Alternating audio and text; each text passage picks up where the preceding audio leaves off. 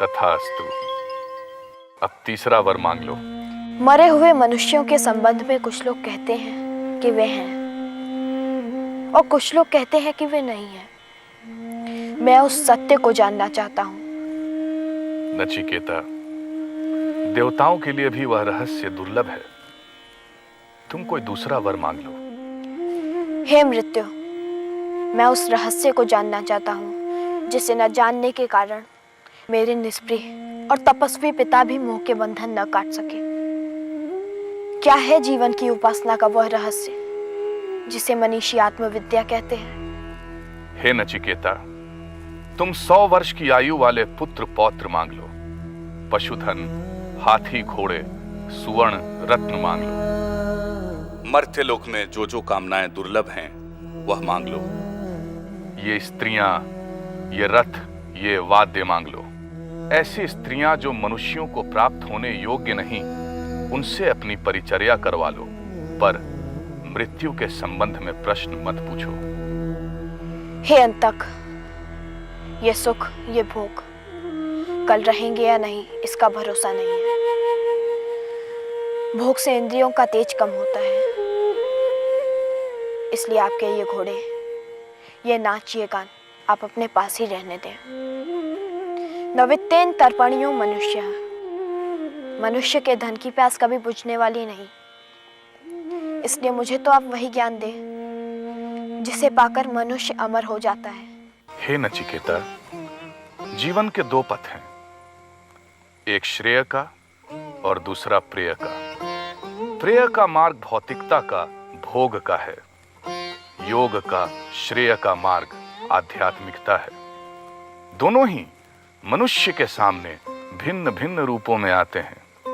बुद्धिमान प्रेय की अपेक्षा श्रेय को चुनता है। निर्बुद्ध अपने लिए प्रेय का मार्ग स्वीकार करता है। भोग का मार्ग अविद्या का, अज्ञान का मार्ग है। अध्यात्म का मार्ग विद्या का, ज्ञान का मार्ग है। प्रेय के मार्ग को चुनने वाला सुख को ही सत्य मान बैठता है। श्रेय के मार्ग को चुनने वाला आत्मा को ही सत्य मानता है। प्रेय का मार्ग इंद्रियों की ओर ले जाता है, श्रेय का मार्ग इंद्रियों से परे ले जाता है। हे नचिकेता, आत्मा के सत्य को तर्क से नहीं जाना जाता, श्रोत्रिय और ब्रह्मनिष्ठ गुरु के द्वारा दिए गए ज्ञान से ही आत्मा का सत्य जाना जा सकता है। नचिकेता जैसा प्रश्न पूछने वाला सत्याग्रही पाकर यम प्रसन्न थे, और नचिकेता यम जैसा गुरु पा जिज्ञासा शांत करने का अवसर नहीं चूक रहा था। हे नचिकेता, इस शरीर को तुम रथ और आत्मा को रथी जानो, बुद्धि को सारथी और मन को लगाम जानो। इंद्रियां रथ के घोड़े हैं और विषय चरागाह। जो चंचल मन का है, जिसने मन की लगाम नहीं खींच रखी, इंद्रियां उसके वश में नहीं रहती। ठीक वैसे ही जैसे दुष्ट घोड़े सारथी के। जो निश्चल मन का है, जिसने मन की लगाम खींच रखी है, इंद्रियां उसके वश में रहती हैं, जैसे उत्तम घोड़े सारथी के। विवेक जिसका सारथी है, जिसने मन रूपी लगाम खींच रखी है, वही मनुष्य अपने गंतव्य तक पहुंचता है। हे नचिकेता, इंद्रियों से इंद्रियों के विषय श्रेष्ठ हैं। विषय से मन, मन से बुद्धि और बुद्धि से आत्मा श्रेष्ठ है। जो इस आत्मा को जान लेता है, वह मृत्यु से परे चला जाता है।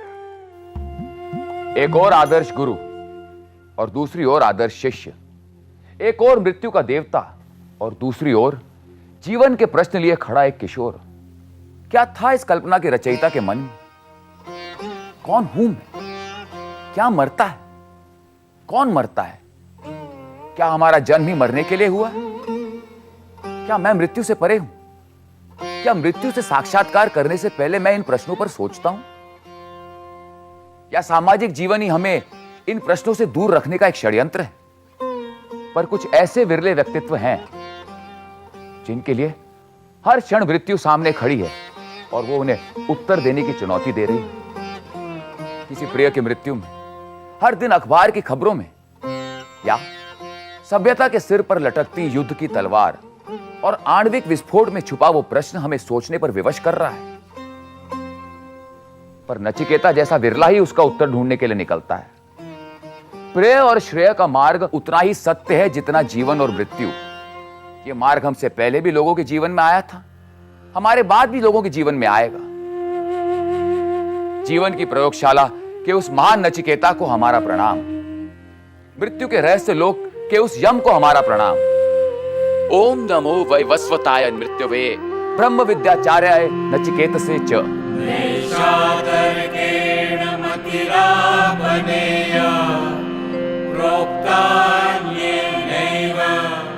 सुज्ञानाय पृष्ठं यां त्वमापः सत्यधृतिर्पतासि त्वाद्रन्नो भूया नचिकेतः पृष्ठा। यह ज्ञान तर्क द्वारा जाना नहीं जा सकता। यह ज्ञान उस गुरु द्वारा जाना जा सकता है जो स्वयं और दूसरे में अंतर नहीं देखता, जो सत्य में स्थित है। काश हम सभी नचिकेता जैसे जिज्ञासु होते।